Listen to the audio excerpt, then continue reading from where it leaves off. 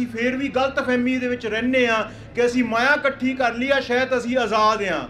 ਪਰ ਇਹ ਦੇਸ਼ ਜਿੱਦਾਂ ਇੰਡੀਆ ਦਾ ਦੇਸ਼ ਆ, ਉਹੀ ਢਾਂਚੇ ਬਣੇ ਹੋਏ ਆ ਜਿੱਥੇ ਤੁਹਾਨੂੰ ਇੱਕ ਗੁਲਾਮ ਨਾਗਰਿਕ ਬਣ ਕੇ ਤੁਹਾਨੂੰ ਹੱਕ ਤਾਂ ਅਧਿਕਾਰ ਦੀ ਗੱਲ ਕਰਨੀ ਪੈਂਦੀ ਆ। ਅਮਰੀਕਾ ਦਾ ਦੇਸ਼ ਵੀ ਇੱਥੇ ਦੇ ਮੂਲ ਨਿਵਾਸੀ ਲੋਕਾਂ ਦਾ ਕਤਲ ਕਰਕੇ, ਉਹਨਾਂ ਨੂੰ ਨਸ਼ਿਆਂ ਦੇ ਆਦੀ ਬਣਾ ਕੇ, ਉਹਨਾਂ ਨੂੰ ਇੱਕ ਖੂੰਜੇ ਡੱਕ ਕੇ ਉਹਨਾਂ ਨੇ ਆਪਣਾ ਰਾਜ ਕਾਇਮ ਕੀਤਾ। ਤੁਹਾਨੂੰ ਮੰਗਤੇ ਦੇ ਰੂਪ ਦੇ ਵਿੱਚ ਦੁਨੀਆ ਦੇ ਸਾਹਮਣੇ ਰੱਖਣੀਆਂ ਪੈਂਦੀਆਂ ਆਪਣੀਆਂ ਮੰਗਾਂ, ਆਪਣੇ ਬੱਚਿਆਂ ਦੀਆਂ ਲਾਸ਼ਾਂ ਦੀਆਂ ਤਸਵੀਰਾਂ ਕਿ ਇਹਨਾਂ ਲਾਸ਼ਾਂ ਦੇ ਪਿੱਛੇ ਸਾਨੂੰ ਇਨਸਾਫ ਦਿਓ। ਜਦੋਂ ਤੁਸੀਂ ਉਹਨਾਂ ਦੇ ਮੂਹਰੇ ਉਹ ਚੀਜ਼ ਮੰਗਦੇ ਆ ਜਿਹੜੀ ਉਸ ਸਟੇਟ ਨੇ ਕਿਹਾ ਕਿ ਤੁਹਾਨੂੰ ਇਸ ਚੀਜ਼ ਮੰਗਣ ਦਾ ਅਧਿਕਾਰ ਨਹੀਂ ਹੈਗਾ, ਉਸ ਚੀਜ਼ ਦਾ ਨਾਂ ਹੈਗਾ ਤੁਹਾਡੀ ਆਜ਼ਾਦੀ, ਖਾਲਿਸਤਾਨ। ਜਦੋਂ ਤੁਸੀਂ ਉਸ ਚੀਜ਼ ਨੂੰ ਹੱਥ ਪਾਉਣੇ ਆ, ਫਿਰ ਤੁਹਾਡੇ ਮਨੁੱਖੀ ਅਧਿਕਾਰਾਂ ਦਾ ਉਲੰਘਣਾ ਕੀਤਾ ਜਾਂਦਾ। ਨਹੀਂ ਮੰਨਦੀ ਆ। ਇੱਥੇ ਲੋਕੀ ਗਰੀਬ ਹੋਏ ਐਡੇ ਵੱਡੇ ਰਾਜਧਾਨੀ ਦੇ ਦੇਸ਼ ਦੇ ਵਿੱਚ ਸੜਕਾਂ ਉੱਤੇ ਜੀ ਰਹੇ ਆ। ਸਾਨੂੰ ਬਰਦਾਸ਼ਤ ਨਹੀਂ ਹੁੰਦਾ ਕਿ ਲੋਕੀ ਭੁੱਖੇ ਮਰਨ, ਕਿ ਲੋਕੀ ਗਰੀਬ ਹੋ ਕੇ ਉਹ ਰੁਲਣ। ਸੋ ਸਾਡੇ ਦੁਨੀਆ ਦੇ ਵਿੱਚ ਅੱਜ ਵੀ, ਜਦੋਂ ਉਦੋਂ ਸੀਗਾ, ਅੱਜ ਦੇ ਸਮੇਂ ਵਿੱਚ ਵੀ ਖਾਲਿਸਤਾਨ ਦੀ ਦੁਨੀਆ ਨੂੰ ਲੋੜ ਆ। ਸਿੱਖਾਂ ਨੂੰ ਤਾਂ ਬਿਲਕੁਲ ਹੀ ਲੋੜ ਆ। ਤੁਹਾਡੇ ਖਾਲਿਸਤਾਨ ਤੋਂ ਬਿਨਾਂ ਇੱਥੇ ਕੋਈ ਗੁਜ਼ਾਰਾ ਨਹੀਂ ਹੋਣਾ। ਦੁਸ਼ਮਣ ਤੁਹਾਡੇ ਬੱਚਿਆਂ ਨੂੰ ਭਰਾ ਰਿਹਾ।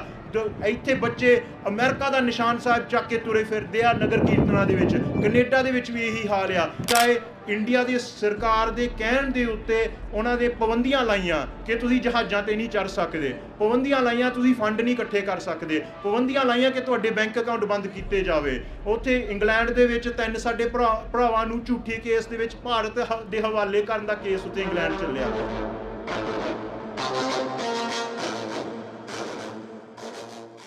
ਕੁੱਲ ਆਲਮ ਦੀ ਸੱਚੀ ਸਰਕਾਰ, ਧੰਨ ਸ੍ਰੀ ਗੁਰੂ ਗ੍ਰੰਥ ਸਾਹਿਬ ਦੇ ਓਟ ਆਸਰੇ ਜੁੜ ਬੈਠੀ ਸਾਧ ਸੰਗਤ ਜੀਓ, ਗੱਜ ਕੇ ਫਤਿਹ ਦਾ ਸਾਂਝ ਫਤਿਹ ਵਿੱਚ ਪਾਉਣਾ। ਵਾਹਿਗੁਰੂ ਜੀ ਕਾ ਖਾਲਸਾ, ਵਾਹਿਗੁਰੂ ਜੀ ਕੀ ਫਤਿਹ। ਜੂਨ 1984 ਦੇ ਸ਼ਹੀਦ ਸਾਡੇ ਲਈ ਚਾਨਣ ਮੁਨਾਰੇ ਨੇ। ਅੱਜ ਦੇ ਸਮੇਂ ਦੇ ਵਿੱਚ ਜੋ 18ਵੀਂ ਸਦੀ ਤੋਂ ਬਾਅਦ ਸਾਡੇ ਤੇ ਥੋਪਿਆ ਗਿਆ ਨੇਸ਼ਨ ਸਟੇਟ ਦਾ ਜਿਹੜਾ ਢਾਂਚਾ ਆ, ਜਿਹੜਾ ਸਿੱਖ ਆਜ਼ਾਦ ਹਸਤੀ ਨੂੰ ਇੱਕ ਗੁਲਾਮ ਨਾਗਰਿਕ ਦੇ ਰੂਪ ਦੇ ਵਿੱਚ ਦੁਨੀਆ ਨੂੰ ਵਿਚਰਨ ਦੇ ਵਿੱਚ ਮਜਬੂਰ ਕਰ ਰਿਹਾ ਹੈ, ਉਸ ਚੀਜ਼ ਦੇ ਖਿਲਾਫ ਜੂਨ 1984 ਦੇ ਸ਼ਹੀਦਾਂ ਨੇ ਆਪਣੀਆਂ ਜਾਨਾਂ ਵਾਰੀਆਂ। ਕਿ ਜਿਹੜਾ ਸਟੇਟ ਦਾ ਸਟਰਕਚਰ ਆ, ਜਿਹੜਾ ਕਹਿੰਦਾ ਆ ਕਿ ਜਿਹੜੀ ਪਾਤਸ਼ਾਹੀ ਆ, ਸੋਵਰਨਟੀ ਆ, ਉਹ ਸਟੇਟ ਦੀ ਆ, ਤਾਂ ਉਹਦੇ ਮੁਕਾਬਲੇ ਦੇ ਵਿੱਚ ਨਾ ਕੋਈ ਹਥਿਆਰ ਚੱਕ ਸਕਦਾ, ਨਾ ਕੋਈ ਉਹਦੇ ਮੁਕਾਬਲੇ ਦੇ ਵਿੱਚ ਆਪਣੀ ਪਾਤਸ਼ਾਹੀ ਦਾ ਦਾਅਵਾ ਕਾਇਮ ਰੱਖ ਸਕਦਾ। ਉਹਨਾਂ ਨੇ ਤੁਹਾਨੂੰ ਇੱਕ ਗੁਲਾਮ ਨਾਗਰਿਕ ਤੱਕ ਹੀ ਕਨਫਾਈਨ ਕਰਨਾ ਆ। ਉਹ ਚਾਹੁੰਦੇ ਆ ਕਿ ਤੁਸੀਂ ਇੱਕ ਪਾਸੇ ਆਪਣੀ ਧਾਰਮਿਕ ਗੱਲ ਕਰੋ, ਦੂਜੇ ਪਾਸੇ ਤੁਸੀਂ ਸੂਬੇਦਾਰੀ ਦੀ ਸਿਆਸਤ ਦੇ ਵਿੱਚ ਲੈ ਕੇ, ਚੋਣਾਂ ਦੀ ਖੇਡ ਦੇ ਵਿੱਚ ਪੈ ਕੇ ਆਪਣੀ ਪੋਲੀਟੀਕਲ ਗੱਲ ਕਰੋ। ਤੁਹਾਡੀ ਨਿਆਰਾਪਨ, ਤੁਹਾਡੀ ਆਜ਼ਾਦ ਹੋਂਦ ਹਸਤੀ ਨੂੰ ਉਹਨਾਂ ਨੇ ਇੱਕ ਨੱਥ ਪਾਉਣ ਦੀ ਕੋਸ਼ਿਸ਼ ਕੀਤੀ ਆ। ਤਾਂ ਜੂਨ 1984 ਦੀ ਸ਼ਹੀਦਾਂ ਦੀ ਸਾਨੂੰ ਸਭ ਤੋਂ ਵੱਡੀ ਦੇਣ ਇਹ ਆ ਕਿ ਉਹਨਾਂ ਨੇ ਇਹ ਦੁਨੀਆ ਦੇ ਬਣਾਏ ਹੋਏ ਢਾਂਚੇ, ਜਿਹੜਾ ਤਕਰੀਬਨ ਲਗਾਤਾਰ ਦਹਾਕੇ ਪਦ ਚੱਲਦਾ ਆਇਆ ਸੀਗਾ, ਤਾਂ ਸਿੱਖ ਜਦੋਂ ਭਾਰਤ ਆਜ਼ਾਦ ਹੋਇਆ ਇਸ ਗਲਤਫਹਿਮੀ ਦੇ ਵਿੱਚ ਸੀ ਕਿ ਹੁਣ ਅਸੀਂ ਵੀ ਆਜ਼ਾਦ ਹਾਂ। ਜਾਂ ਅੱਜ ਦੇ ਸਮੇਂ ਦੇ ਵਿੱਚ ਅਮਰੀਕਾ ਵਰਗੇ ਦੇਸ਼ਾਂ, ਕੈਨੇਡਾ, ਇੰਗਲੈਂਡ ਵਿੱਚ ਅਸੀਂ ਆਪਣੀ ਨਿੱਜ ਦੇ ਪਰਿਵਾਰ ਵੱਲੋਂ ਅਸੀਂ ਸੁੱਖ ਸਹੂਲਤਾਂ ਪ੍ਰਾਪਤ ਕਰ ਲੈਂਦੇ ਹਾਂ, ਤਾਂ ਅਸੀਂ ਫੇਰ ਵੀ ਗਲਤਫਹਿਮੀ ਦੇ ਵਿੱਚ ਰਹਿੰਦੇ ਹਾਂ ਕਿ ਅਸੀਂ ਮਾਇਆ ਇਕੱਠੀ ਕਰ ਲਈ ਆ, ਸ਼ਾਇਦ ਅਸੀਂ ਆਜ਼ਾਦ ਹਾਂ। ਪਰ ਇਹ ਦੇਸ਼ ਜਿੱਦਾਂ ਇੰਡੀਆ ਦਾ ਦੇਸ਼ ਆ, ਉਹੀ ਢਾਂਚੇ ਬਣੇ ਹੋਏ ਆ ਜਿੱਥੇ ਤੁਹਾਨੂੰ ਇੱਕ ਗੁਲਾਮ ਨਾਗਰਿਕ ਬਣ ਕੇ ਤੁਹਾਨੂੰ ਹੱਕ ਤਾਂ ਅਧਿਕਾਰ ਦੀ ਗੱਲ ਕਰਨੀ ਪੈਂਦੀ ਆ, ਜਾਂ ਤੁਹਾਨੂੰ ਤੁਹਾਡੇ ਮਨੁੱਖੀ ਅਧਿਕਾਰਾਂ ਦੀ ਉਲੰਘਣਾ ਦੀ ਗੱਲ ਕਰਨੀ ਪੈਂਦੀ ਆ। ਤੁਹਾਨੂੰ ਮੰਗਤੇ ਦੇ ਰੂਪ ਦੇ ਵਿੱਚ ਦੁਨੀਆ ਦੇ ਸਾਹਮਣੇ ਰੱਖਣੀਆਂ ਪੈਂਦੀਆਂ ਆਪਣੀਆਂ ਮੰਗਾਂ, ਆਪਣੇ ਬੱਚਿਆਂ ਦੀਆਂ ਲਾਸ਼ਾਂ ਦੀਆਂ ਤਸਵੀਰਾਂ ਕਿ ਇਹਨਾਂ ਲਾਸ਼ਾਂ ਦੇ ਪਿੱਛੇ ਸਾਨੂੰ ਇਨਸਾਫ ਦਿਓ। ਐਦਾਂ ਇਨਸਾਫ ਨਹੀਂ ਮਿਲਦਾ। ਸਾਡੇ ਜੂਨ 1984 ਦੇ ਜਿਹੜੇ ਸ਼ਹੀਦ ਆ, ਉਹਨਾਂ ਨੇ ਫੇਰ ਇੱਕ ਵਾਰੀ ਖਾਲਸੇ ਦਾ ਓਟ, ਖਾਲਸੇ ਦੀ ਸ਼ਕਤੀ ਹਥਿਆਰਾਂ ਦੇ ਵਿੱਚ ਪਾ ਕੇ ਮੀਰੀ ਪੀਰੀ ਦੇ ਸੰਕਲਪ ਨੂੰ ਕਾਇਮ ਰੱਖਦਿਆਂ ਹੋਇਆਂ ਖਾਲਸੇ ਦੀ ਦੁਨੀਆ ਦੇ ਵਿੱਚ ਇੱਕ ਵਾਰੀ ਫੇਰ ਸਿਰ ਤਾਂ ਕਰਕੇ ਜੀਣ ਜੋਗੇ ਸਾਨੂੰ ਕਰਤਾ। ਉਹਨਾਂ ਦੀ ਇਹ ਵੱਡੀ ਦੇਣ ਆ। ਤਾਂ ਅੱਜ ਦੇ ਸਮੇਂ ਦੇ ਵਿੱਚ ਸਾਨੂੰ ਉਹ ਜਿਹੜਾ ਉਹ ਰਾਹ ਦਿਖਾ ਕੇ ਗਏ ਆ, ਉਸ ਰਾਹ ਦੇ ਵਿੱਚ ਯਕੀਨ ਕਰਨਾ ਪੈਣਾ। ਐਦਾਂ ਦਾ ਕੋਈ ਰਾਹ ਨਹੀਂ ਹੈਗਾ ਜਿੱਥੇ ਅਸੀਂ ਆਪਣੀ ਮੰਗ ਰੱਖ ਕੇ, ਜਾਂ ਜਿੱਥੇ ਅਸੀਂ ਜਿਹੜੀ ਸਾਡੇ ਤੇ ਜ਼ੁਲਮ ਕਰਦੀ ਹੋਈ ਸਰਕਾਰ ਆ ਉਹਨੂੰ ਅਸੀਂ ਕਨਵਿੰਸ ਕਰ ਸਕੀਏ ਜਾਂ ਜਮਹੂਰੀਅਤ ਦੀ ਗੱਲ ਕਰ ਸਕੀਏ ਜਾਂ ਡੈਮੋਕ੍ਰੇਸੀ ਦੀ ਗੱਲ ਕਰ ਸਕੀਏ। ਇੱਦਾਂ ਦਾ ਕੋਈ ਰਾਹ ਨਹੀਂ ਹੈਗਾ ਦੁਨੀਆ ਦੇ ਵਿੱਚ ਜਿਹੜਾ ਤੁਹਾਨੂੰ ਆਜ਼ਾਦੀ ਦੀ ਮੰਜ਼ਿਲ ਤੱਕ ਲੈ ਕੇ ਜਾਊਗਾ। ਇਹ ਜਿਹੜੇ ਸਟੇਟ ਬਣੇ ਨੇ, ਇਹ ਢਾਂਚੇ ਆ, ਇਹ ਵੀ ਹਥਿਆਰਾਂ ਦੇ ਜ਼ੋਰ ਦੇ ਉੱਤੇ ਕਾਇਮ ਰੱਖੇ ਆ। ਜਿਹੜਾ ਇਹਨਾਂ ਦੀ ਕਾਨੂੰਨ ਦਾ ਦਾਇਰਾ, ਜਦੋਂ ਤੁਸੀਂ ਇਹਨੂੰ ਪਾਰ ਕਰ ਜਾਂਦੇ ਆ ਉਦੋਂ ਫਿਰ ਹਥਿਆਰ ਵਰਤਦੇ ਆ। ਜਦੋਂ ਤੁਸੀਂ ਉਹਨਾਂ ਦੇ ਮੂਹਰੇ ਉਹ ਚੀਜ਼ ਮੰਗਦੇ ਆ ਜਿਹੜੀ ਉਸ ਸਟੇਟ ਨੇ ਕਿਹਾ ਕਿ ਤੁਹਾਨੂੰ ਇਸ ਚੀਜ਼ ਮੰਗਣ ਦਾ ਅਧਿਕਾਰ ਨਹੀਂ ਹੈਗਾ, ਉਸ ਚੀਜ਼ ਦਾ ਨਾਂ ਹੈਗਾ ਤੁਹਾਡੀ ਆਜ਼ਾਦੀ, ਖਾਲਿਸਤਾਨ। ਜਦੋਂ ਤੁਸੀਂ ਉਸ ਚੀਜ਼ ਨੂੰ ਹੱਥ ਪਾਉਣੇ ਆ ਫਿਰ ਤੁਹਾਡੇ ਮਨੁੱਖੀ ਅਧਿਕਾਰਾਂ ਦਾ ਉਲੰਘਣਾ ਕੀਤਾ ਜਾਂਦਾ। ਇਹ ਸਟੇਟ ਦਾ ਇੱਕ ਹਿੱਸਾ ਆ ਜਿੱਥੇ ਕਾਨੂੰਨ ਆ, ਦੂਜੇ ਪਾਸੇ ਤੁਹਾਡੀ ਨਸਲਕੁਸ਼ੀ ਆ। ਇਹ ਕੋਈ ਗੈਰ ਕਾਨੂੰਨੀ ਚੀਜ਼ ਨਹੀਂ ਹੈਗੀ। ਇਸ ਸੰਵਿਧਾਨ ਨੂੰ, ਇਸ ਸਟੇਟ ਦੇ ਢਾਂਚੇ ਨੂੰ ਕਾਇਮ ਰੱਖਣ ਵਾਸਤੇ ਜ਼ੁਲਮ ਆ। ਇਸ ਸਟੇਟ ਦਾ ਜਿਹੜਾ ਨੀਂਹ ਆ ਇਹ ਹਮੇਸ਼ਾ ਜ਼ੁਲਮ ਹੀ ਰਿਹਾ। ਅਮਰੀਕਾ ਦਾ ਦੇਸ਼ ਵੀ ਇੱਥੇ ਦੇ ਮੂਲ ਨਿਵਾਸੀ ਲੋਕਾਂ ਦਾ ਕਤਲ ਕਰਕੇ, ਉਹਨਾਂ ਨੂੰ ਨਸ਼ਿਆਂ ਦੇ ਆਦੀ ਬਣਾ ਕੇ, ਉਹਨਾਂ ਨੂੰ ਇੱਕ ਖੂੰਜੇ ਡੱਕ ਕੇ ਉਹਨਾਂ ਨੇ ਆਪਣਾ ਰਾਜ ਕਾਇਮ ਕੀਤਾ। ਇਹ ਦੁਨੀਆ ਦੀ ਸਤਾ ਦਾ ਨਿਯਮ ਆ। ਇਹਨਾਂ ਨੇ ਹਮੇਸ਼ਾ ਜ਼ੁਲਮ ਦੇ ਆਧਾਰ ਤੇ ਆਪਣਾ ਰਾਜ ਕਾਇਮ ਕਰਨਾ। ਸਿੱਖਾਂ ਦੇ ਹਲੇਮੀ ਰਾਜ ਦੀ ਨਿਯਮ ਆ ਕਿ ਅਸੀਂ ਇੱਦਾਂ ਦਾ ਸਰਬੱਤ ਦੇ ਭਲੇ ਵਾਲਾ ਰਾਜ ਸਿਰਜਣਾ। ਹਮੇਸ਼ਾ ਸਿੱਖਾਂ ਦਾ ਇਹੀ ਮੰਜ਼ਿਲ ਰਿਹਾ ਆ। ਜਦੋਂ ਕਰਤਾਰਪੁਰ ਵਸਾਇਆ, ਜਦੋਂ ਅੰਮ੍ਰਿਤਸਰ ਦਾ ਸ਼ਹਿਰ ਵਸਾਇਆ, ਗੁਰੂ ਸਾਹਿਬ ਨੇ ਸਾਨੂੰ ਇਸ ਦੁਨੀਆ ਦੇ ਵਿੱਚ ਇਸ ਮਿਸ਼ਨ ਲਈ ਤੋਰਿਆ ਆ ਕਿ ਗਰੀਬ ਦੀ ਰੱਖਿਆ, ਜਰਵਾਣੇ ਦੀ ਭਖਿਆ। ਜਦੋਂ ਸਾਡਾ ਆਪਣਾ ਦੇਸ਼ ਕਾਇਮ ਹੁੰਦਾ ਉਦੋਂ ਖਾਲਸੇ ਦੀ ਮਿਸ਼ਨ ਖਤਮ ਨਹੀਂ ਹੁੰਦੀ, ਉਦੋਂ ਅਸਲੀ ਰੂਪ ਦੇ ਵਿੱਚ ਉਦੋਂ ਸਾਡੀ ਮਿਸ਼ਨ ਸ਼ੁਰੂ ਹੁੰਦੀ ਆ ਕਿ ਅਸੀਂ ਦੁਨੀਆ ਦੇ ਵਿੱਚ ਖਾਲਸਾ ਰਾਜ, ਸਰਬੱਤ ਦੇ ਭਲੇ ਦਾ ਰਾਜ। ਜਿੱਦਾਂ ਅੱਜ ਮੈਂ ਦੇਖਿਆ ਇੱਥੇ ਅਮਰੀਕਾ ਆਪਣੇ ਆਪ ਨੂੰ ਬਹੁਤ ਵੱਡੀ ਦੁਨੀਆ ਦੀ ਰਾਜਧਾਨੀ ਮੰਨਦੀ ਆ। ਇੱਥੇ ਲੋਕੀ ਗਰੀਬ ਹੋਏ ਐਡੇ ਵੱਡੇ ਰਾਜਧਾਨੀ ਦੇ ਦੇਸ਼ ਦੇ ਵਿੱਚ ਸੜਕਾਂ ਉੱਤੇ ਜੀ ਰਹੇ ਆ। ਇੰਗਲੈਂਡ ਵੀ ਇਹੀ ਕੁਛ ਆ। ਉੱਥੇ ਵੀ ਕਹਿੰਦੇ ਆ ਕਿ ਰਾਣੀ ਉਹ ਮਰ ਗਈ ਆ, ਚਲੋ ਉਹਦਾ ਮੁੰਡਾ ਹੁਣ ਰਾਜਾ, ਕਹਿੰਦੇ ਉਹ ਰਾਜੇ ਦਾ ਮੁਲਕ ਆ। ਉਸ ਰਾਜੇ ਦੇ ਮੁਲਕ ਦੇ ਵਿੱਚ ਵੀ ਉੱਦਾਂ ਹੀ ਲੋਕੀ ਭੁੱਖੇ ਨੰਗੇ ਸੜਕਾਂ ਤੇ ਸੌਂਦੇ ਆ। ਖਾਲਸੇ ਦੇ ਰਾਜ ਦੇ ਵਿੱਚ ਆ ਮਜਾਲ ਕਿਹਾ ਕਿ ਕੋਈ ਭੁੱਖਾ ਮਰ ਜਾਵੇ।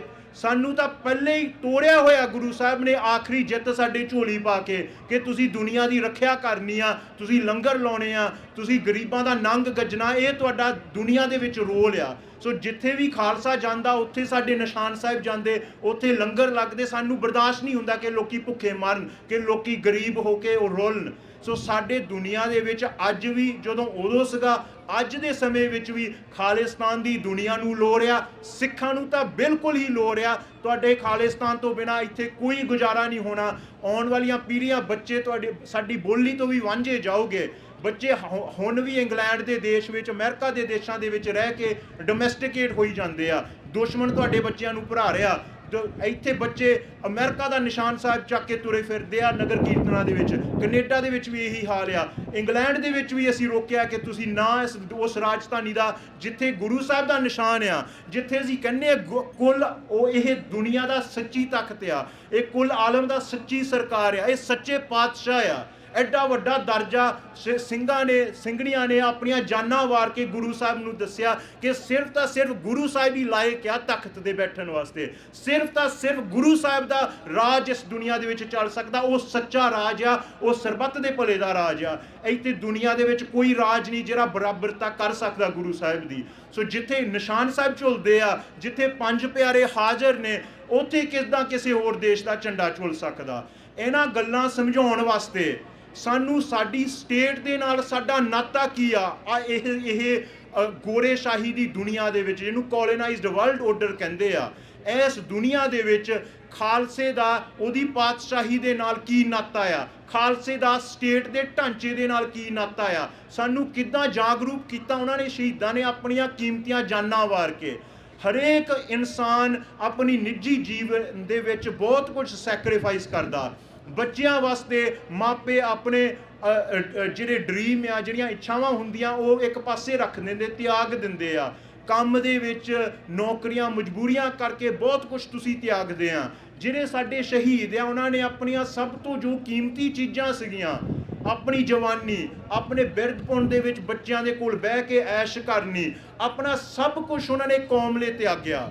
ਐਡੀ ਵੱਡੀ ਕੁਰਬਾਨੀ ਕਿ ਜਿਹੜੀ ਸਿੱਖੀ ਦੀ ਇਮਾਰਤ ਆ, ਜਿਹੜੇ ਸਾਡਾ ਪਾਤਸ਼ਾਹੀ ਦਾਵਾ ਆ ਉਹ ਉੱਦਾਂ ਹੀ ਕਾਇਮ ਰਹਿ ਜਾਵੇ। ਜਦੋਂ ਮਰਜ਼ੀ ਤੁਸੀਂ ਆਓ, ਜਿੱਥੇ ਭਾਵੇਂ ਤੁਸੀਂ ਅੰਮ੍ਰਿਤ ਛਕਿਆ ਆ ਜਾਂ ਨਹੀਂ ਛਕਿਆ, ਜਦੋਂ ਤੁਸੀਂ ਪੰਥ ਦੇ ਕੋਲ ਆਓ ਉਹ ਸਿੱਖੀ ਦੀ ਇਮਾਰਤ ਉੱਦਾਂ ਹੀ ਤੁਹਾਡੇ ਵਾਸਤੇ ਪਈ ਰਵੇ। ਐਡੀ ਵੱਡੀ ਲੰਬੀ ਉਹਨਾਂ ਦੀ ਦੂਰ ਅੰਦੇਸ਼ੀ ਸੋਚ ਸੀ, ਇੰਨੇ ਦ੍ਰਿੜਤਾ ਦੇ ਨਾਲ, ਹੌਂਸਲੇ ਦੇ ਨਾਲ, ਇੰਨਾ ਜਜ਼ਬੇ ਦੇ ਨਾਲ ਉਹਨਾਂ ਨੇ ਦੁਸ਼ਮਣ ਦੇ ਲੋਹੇ ਦੇ ਨਾਲ ਲੋਹਾ ਲੈ ਕੇ ਸਾਨੂੰ ਜਿਉਣ ਜੋਗਾ ਕੀਤਾ। ਉਹਨਾਂ ਦੀ ਕੁਰਬਾਨੀ ਤੋਂ ਅਸੀਂ ਸੇਧ ਲਈਏ, ਅਸੀਂ ਸਿੱਖੀਏ ਕਿ ਦੁਨੀਆ ਦੇ ਵਿੱਚ ਸਾਡਾ ਪੋਜੀਸ਼ਨ ਕੀ ਆ। ਸਾਡੇ ਅਸਲ ਦੇ ਵਿੱਚ ਜਿਹੜੀ ਸਾਡੇ ਖਾਲਸੇ ਪੰਥ ਦੀ ਮੀਰੀ ਪੀਰੀ ਦੀ ਸਿਆਸਤ, ਤਾਂ ਦੁਨਿਆਵੀ ਤੌਰ ਦੇ ਉੱਤੇ ਸਾਨੂੰ ਜਿਹੜੀ ਭੰਬਲ ਭੂਸੇ ਦੇ ਵਿੱਚ ਰੱਖਣ ਵਾਲੀ ਗੁਲਾਮ ਸੂਬੇਦਾਰੀ ਦੀ ਸਿਆਸਤ ਦਾ ਕੀ ਰੋਲ ਆ, ਤਾਂ ਸਾਡੀ ਜਿਹੜਾ ਅਸਲੀ ਰਾਜ ਦੀ ਖੇਡ ਆ, ਜਿਹਨੂੰ ਸਾਨੂੰ ਗੁਰੂ ਸਾਹਿਬ ਪ੍ਰੇਰਦੇ ਰਹੇ ਹਮੇਸ਼ਾ ਕਿ ਤੁਸੀਂ ਆਪਣੇ ਵਾਸਤੇ ਨਹੀਂ ਜੀਣਾ, ਤੁਸੀਂ ਪੰਥ ਵਾਸਤੇ ਜੀਣਾ। ਪੰਥ ਦਾ ਰੋਲ ਆ ਗਰੀਬ ਦੀ ਰੱਖਿਆ, ਜਰਵਾਨੇ ਦੀ ਪੱਖਿਆ, ਉਸ ਚੀਜ਼ ਵਾਸਤੇ ਤੁਸੀਂ ਜਿਉਣਾ ਆ। ਤੁਸੀਂ ਆਪਣੇ ਸ਼ਸਤਰਾਂ ਦੇ ਵਿੱਚ ਓਟ ਆਸਰਾ ਰੱਖੋ, ਤੁਸੀਂ ਆਪਣੇ ਕਮਰ ਕਸੇ ਕਰੋ, ਤੁਸੀਂ ਤੁਰੋ। ਹੁਣ ਦੁਨੀਆ ਦੇ ਵਿੱਚ ਜਿੱਦਾਂ ਪਹਿਲਾਂ ਕਿਹਾ ਸੀ, ਕੋਈ ਰਾਹ ਨਹੀਂ ਹੈਗਾ, ਜਿਹੜਾ ਉਹਨਾਂ ਨੇ ਸ਼ਹੀਦਾਂ ਨੇ ਰਾਹ ਦਿਖਾਇਆ ਉਹੀ ਰਾਹ ਆ। ਆਉਣ ਵਾਲੇ ਸਾਲ 40 ਸਾਲ ਹੋ ਜਾਣੇ ਆ। 40 ਸਾਲ ਦੇ ਵਿੱਚ ਕੋਈ ਵੀ ਦੇਸ਼ ਨੇ ਤੁਹਾਡੀ ਦਰਦ ਦੀ ਕਹਾਣੀ ਕੋਈ ਦੇਸ਼ ਨੇ ਸੁਣੀ ਨਹੀਂ। ਕਿਸੇ ਦੇਸ਼ ਨੇ ਤਾਂ ਸਾਡੇ ਰਾਜ ਦੇ ਵਿੱਚ ਕੋਈ ਫੌਜ ਨਹੀਂ ਭੇਜੀ, ਕੋਈ ਅਸਲਾ ਨਹੀਂ ਦਿੱਤਾ, ਕੋਈ ਸਾਨੂੰ ਬਸ ਉਹ ਤੋਂ ਬਜਾਏ ਇੰਡੀਆ ਦੀ ਸਰਕਾਰ ਦੇ ਕਹਿਣ ਦੇ ਉੱਤੇ ਉਹਨਾਂ ਦੇ ਪਾਬੰਦੀਆਂ ਲਾਈਆਂ ਕਿ ਤੁਸੀਂ ਜਹਾਜ਼ਾਂ ਤੇ ਨਹੀਂ ਚੜ੍ਹ ਸਕਦੇ, ਪਾਬੰਦੀਆਂ ਲਾਈਆਂ ਤੁਸੀਂ ਫੰਡ ਨਹੀਂ ਇਕੱਠੇ ਕਰ ਸਕਦੇ, ਪਾਬੰਦੀਆਂ ਲਾਈਆਂ ਕਿ ਤੁਹਾਡੇ ਬੈਂਕ ਅਕਾਊਂਟ ਬੰਦ ਕੀਤੇ ਜਾਵੇ। ਉੱਥੇ ਇੰਗਲੈਂਡ ਦੇ ਵਿੱਚ 3 ਸਾਡੇ ਭਰਾਵਾਂ ਨੂੰ ਝੂਠੇ ਕੇਸ ਦੇ ਵਿੱਚ ਭਾਰਤ ਦੇ ਹਵਾਲੇ ਕਰਨ ਦਾ ਕੇਸ ਉੱਤੇ ਇੰਗਲੈਂਡ ਚੱਲਿਆ। ਜੱਗੀ ਵਰਗੇ ਵੀਰ ਜੇਲ੍ਹਾਂ ਦੇ ਵਿੱਚ ਬੈਠੇ ਆ। ਇੱਥੋਂ ਦੀ ਇੰਗਲੈਂਡ ਦੀ ਸਰਕਾਰ ਨੇ ਉਹਨਾਂ ਨੂੰ ਸੂਹ ਦਿੱਤੀ ਤਾਂ ਜੱਗੀ ਜੇਲ੍ਹ ਦੇ ਵਿੱਚ ਗਿਆ। ਪੈਰ ਪੈਰ ਤੇ ਇਹ ਸਰਕਾਰਾਂ ਹਮੇਸ਼ਾ ਇੰਡੀਅਨ ਸਟੇਟ ਕਰਕੇ ਉਹ ਮੰਡੀ ਆ ਉਹਦੇ ਨਾਲ ਭੁਗਤਦੀਆਂ ਆ। ਇਹਨਾਂ ਨੇ ਤੁਹਾਡੀ ਕੋਈ ਅਪੀਲ ਦਲੀਲ ਨਹੀਂ ਸੁਣਨੀ। 40 ਸਾਲ ਹੋ ਜਾਣੇ ਅਗਲੇ ਸਾਲ ਦੇ ਵਿੱਚ। ਅਸੀਂ ਉਹ ਸ਼ਹੀਦਾਂ ਦੇ ਜੀਵਨ ਵੱਲ ਦੇਖੀਏ, ਅਸੀਂ ਉਹ ਸ਼ਹੀਦਾਂ ਦਾ ਜਿਹੜਾ ਉਹਨਾਂ ਨੇ ਬਿਲਕੁਲ ਓਟ ਆਸਰਾ ਗੁਰੂ ਸਾਹਿਬ ਦੇ ਵਿੱਚ ਰੱਖਿਆ, ਉਸ ਚੀਜ਼ ਵੱਲ ਦੇਖੀਏ, ਉਸ ਚੀਜ਼ ਨੂੰ ਅਸੀਂ ਸੇਧ ਲਈਏ ਤਾਂ ਉਸ ਚੀਜ਼ ਸਾਨੂੰ ਜ਼ਿੰਦਗੀ ਦਿੰਦੀ ਆ, ਨਾਲੇ ਰਾਹ ਦਿੰਦੀ ਆ। ਇਹੀ ਅਸਲੀ ਰਾਹ ਆ ਜਿਹਦੇ ਉੱਤੇ ਅਸੀਂ ਸਾਰਿਆਂ ਨੇ ਤੁਰਨਾ। ਜੇ ਨਹੀਂ ਤੁਰ ਸਕਦੇ, ਇੱਕ ਦੂਜੇ ਦੀ ਸਹਾਇਤਾ ਕਰੋ। ਜਿਹੜੇ ਜੂਝਣਾ ਚਾਹੁੰਦੇ ਆ, ਇੱਦਾਂ ਦਾ ਕੌਮ ਦੇ ਵਿੱਚ ਇੱਕ ਵਾਰੀ ਫੇਰ ਜਜ਼ਬਾ ਪੈਦਾ ਹੋਵੇ, ਜਿਹੜਾ ਗੁਰੂ ਸਾਹਿਬ ਨੇ ਕਿਹਾ ਕਿ ਸ਼ਸਤਰ ਕੇ ਅਧੀਨ ਹੈ ਰਾਜ। ਅਸੀਂ ਆਪਣਾ ਵਿਸ਼ਵਾਸ ਉਹਨਾਂ ਚੀਜ਼ਾਂ ਵੱਲ ਇੱਕ ਵਾਰੀ ਫੇਰ ਦਈਏ ਜਿਹੜੀ ਜੂਨ ਦੇ ਸ਼ਹੀਦਾਂ ਦੀ ਅਸਲੀ ਦੇਣ ਆ ਸਾਨੂੰ, ਕਿ ਇਸ ਰਾਹ ਦੇ ਉੱਤੇ ਕਿੱਦਾਂ ਤੁਰਨਾ ਆ। ਇਹ ਸਭ ਤੋਂ ਕਠਿਨ ਖੇਡ ਆ ਜਿਹੜੀ ਗੁਰੂ ਨਾਨਕ ਪਾਤਸ਼ਾਹ ਦੀ ਪ੍ਰੇਮ ਦੀ ਖੇਡ ਆ, ਜਿਹਦੇ ਵਿੱਚ ਤੁਹਾਨੂੰ ਖੇਡਣ ਵਾਸਤੇ ਆਪਣਾ ਸੀਸ ਤਲੀ ਤੇ ਧਰਨਾ ਪੈਂਦਾ। ਉਸ ਖੇਡ ਖੇਡਣ ਦਾ ਕਿੱਦਾਂ ਤੁਹਾਡੇ ਵਿੱਚ ਚਾਅ ਪੈਦਾ ਕਰਨਾ। ਉਹਨਾਂ ਸ਼ਹੀਦਾਂ ਦੇ ਜੀਵਨ ਵੱਲ ਦੇਖੋ, ਉਹਨਾਂ ਸ਼ਹੀਦਾਂ ਦੇ ਜੀਵਨ ਦੀਆਂ ਕਹਾਣੀਆਂ, ਉਹਨਾਂ ਦੇ ਪਰਿਵਾਰਾਂ ਦੀਆਂ ਕੁਰਬਾਨੀਆਂ ਗਾਂ ਬੱਚਿਆਂ ਨੂੰ ਦਸੀਏ, ਸੇ ਸਾਡੇ ਬੱਚਿਆਂ ਦੀ ਮਨ ਦੀ ਤਸਵੀਰ ਕਰਨ ਦੀ ਸ਼ਕਤੀ, ਉਹਨਾਂ ਦੀ ਇਮੈਜੀਨੇਸ਼ਨ ਦੇ ਵਿੱਚ ਉਹਨਾਂ ਦੇ ਰਾਜ ਦੇ ਸੁਪਨੇ ਭਰੇ ਹੋਣ। ਨਾ ਕਿ ਇੱਥੇ ਦੇ ਕੋਈ ਝੂਠੇ ਐਜੂਕੇਸ਼ਨ ਦੇਵੇ, ਨਾ ਕੋਈ ਇੱਥੇ ਦੇ ਕੋਈ ਮੰਗ ਤੇ ਬਣਾਉਣ ਦਾ ਜੋ ਇੱਥੇ ਸਾਨੂੰ ਸਾਰਾ ਸੰਕਲਪ ਸਿਖਾਉਂਦੇ ਆ, ਨਾ ਉਹ ਭਰਿਆ ਹੋਵੇ। ਬਸ ਸਾਡੇ ਆਉਣ ਵਾਲੀ ਪੀੜ੍ਹੀਆਂ ਨੇ ਰਾਜ ਕਾਇਮ ਕਰਨਾ ਬਹੁਤ ਵੱਡਾ ਕੰਮ ਆ ਸਾਡੇ ਅੱਗੇ। ਬਹੁਤ ਇਹ ਲੰਬੀ ਲੜਾਈ ਆ, ਔਖੇ ਪੈਂਡੇ ਲੰਬੇ ਰਾਹੇ ਇਸ਼ਕ ਦੇ ਆ, ਜਿਹਦੇ ਉੱਤੇ ਅਸੀਂ ਰਲ ਮਿਲ ਕੇ ਇੱਕ ਲੰਬਾ ਕਾਫਲਾ ਕੱਟ ਕੇ ਇੱਕ ਦੂਜੇ ਦਾ ਸਹਾਰਾ ਬਣ ਕੇ ਅਸੀਂ ਸੰਗਤ ਦੇ ਰੂਪ ਦੇ ਵਿੱਚ ਇਸ ਕਾਫਲੇ ਨੂੰ ਵਧਾਉਣਾ ਆ। ਤਾਂ ਅਸੀਂ ਨਿਸ਼ਾਨੇ ਵੱਲ ਵਧੀਏ, ਤਾਂ ਉਸ ਨਿਸ਼ਾਨਾ ਜਿਹੜੇ ਗੁਰੂ ਸਾਹਿਬ ਦਾ ਸਾਨੂੰ ਇਹ ਵਾਅਦਾ ਆ ਕਿ ਖਾਲਸਾ ਰਾਜ ਕਰੂਗਾ, ਜੋ ਪੰਥ ਪ੍ਰਕਾਸ਼ ਦੇ ਵਿੱਚ ਵੀ ਦਰਜ ਆ ਕਿ ਅਸੀਂ ਨਵਾਬੀ ਕੱਦ ਚਾਹੇ ਲਏ ਥੇ ਹਮਕੋ ਸਤਿਗੁਰ ਬਚਨ ਪਾਤਸ਼ਾਹੀ, ਕਿ ਦੁਨੀਆ ਦਾ ਗੋਲ ਚੱਕਰ ਦੂਜੇ ਪਾਸੇ ਹੋ ਜਾਵੇ, ਧਰੂ ਧਾਰਾ ਅਸਮਾਨ ਦੇ ਵਿੱਚੋਂ ਡਿੱਗ ਸਕਦਾ, ਪਰ ਗੁਰੂ ਸਾਹਿਬ ਦਾ ਬਚਨ ਕਦੀ ਬੇਅਰਥ ਨਹੀਂ ਜਾ ਸਕਦਾ। ਉਸ ਚੀਜ਼ ਵੱਲ ਅਸੀਂ ਝਾਤੀ ਮਾਰੀਏ, ਤਾਂ ਇਹ ਰਾਹ ਦੇ ਉੱਤੇ ਅਸੀਂ ਇਕੱਠੇ ਹੋ ਕੇ ਤੁਰੀਏ। ਰਾਜ ਕਰੇਗਾ ਖਾਲਸਾ, ਖਾਲਿਸਤਾਨ ਜ਼ਿੰਦਾਬਾਦ ਨੂੰ ਅਸੀਂ ਦਿਲ ਦੇ ਵਿੱਚ ਧਰ ਕੇ ਹਮੇਸ਼ਾ ਸ਼ਹੀਦਾਂ ਦੀ ਯਾਦ ਨੂੰ ਰੱਖੀਏ। ਇਕੱਲੇ ਜੂਨ ਦੇ ਮਹੀਨੇ ਦੇ ਵਿੱਚ ਨਹੀਂ, ਪਰ ਪੂਰਾ ਜਿੰਨਾ ਵੀ ਅਸੀਂ ਜ਼ਿੰਦਗੀ ਜੀਦੀ ਆ, ਅਸੀਂ ਉਸ ਸ਼ਹੀਦਾਂ ਦੀ ਕੁਰਬਾਨੀ ਨੂੰ ਹਮੇਸ਼ਾ ਮੁੱਖ ਰੱਖੀਏ। ਸਾਡੇ ਜੀਣ ਦਾ ਤਾਂ ਹੀ ਲਾਭ ਆ। ਸਾਡੇ ਮੋਢਿਆਂ ਦੇ ਉੱਤੇ ਬਹੁਤ ਵੱਡਾ ਕਰਜ਼ ਆ ਉਹਨਾਂ ਸ਼ਹੀਦਾਂ ਦਾ, ਜਿਹੜੀ ਉਸ ਸਮੇਂ ਉਹਨਾਂ ਨੇ ਸਿੰਘਾਂ ਨੇ ਵਾਰ ਗਾਈ ਸੀ, ਸਿੱਖ ਵੀਰ ਜਵਾਨੋ ਗੱਭਰੂਓ ਸਿੱਖੀ ਤੋਂ ਜਵਾਨੀ ਵਾਰ ਦਿਓ। ਹਮੇਸ਼ਾ ਜੂਨ ਦੇ ਮਹੀਨੇ ਨੂੰ ਉਹ ਵਾਰ ਮੈਨੂੰ ਪਰਸਨਲ ਤੌਰ ਦੇ ਉੱਤੇ ਬਹੁਤ ਟੁੰਬਦੀ ਆ। ਉਸ ਵਾਰ ਦੇ ਵਿੱਚੋਂ ਤੁਸੀਂ ਸਭ ਕੁਝ ਸਿੱਖ ਸਕਦੇ ਆ, ਕਿੱਦਾਂ ਉਹਨਾਂ ਨੇ ਆਪਣੀ ਜ਼ਿੰਮੇਵਾਰੀ ਸਮਝੀ, ਉਹ ਕਿੱਦਾਂ ਇੱਕ ਦੂਜੇ ਨੂੰ ਪ੍ਰੇਰਿਆ, ਕਿੱਦਾਂ ਸਮਝਿਆ ਕਿ ਸਰਕਾਰ ਕੀ ਆ। ਤਾਂ ਇੰਨੀਆਂ ਕੁ ਬੇਨਤੀਆਂ ਤੁਹਾਡੇ ਨਾਲ ਸਾਂਝੀਆਂ ਕਰਨੀਆਂ ਸੀ। ਪ੍ਰਬੰਧਕਾਂ ਦਾ ਬਹੁਤ ਬਹੁਤ ਜ਼ਿਆਦਾ ਧੰਨਵਾਦ, ਜਿਹੜਾ ਸੰਯੋਗ ਦਿੱਤਾ, ਨੌਜਵਾਨਾਂ ਦੀ ਬਹੁਤ ਧੰਨਵਾਦ ਆ। ਬੋਲਿਆ ਭੁੱਲ ਚੁੱਕ ਮਾਫ ਕਰਨਾ। ਵਾਹਿਗੁਰੂ ਜੀ ਕਾ ਖਾਲਸਾ, ਵਾਹਿਗੁਰੂ ਜੀ ਕੀ ਫਤਿਹ। ਖਾਲਿਸਤਾਨ, ਖਾਲਿਸਤਾਨ, ਖਾਲਿਸਤਾਨ।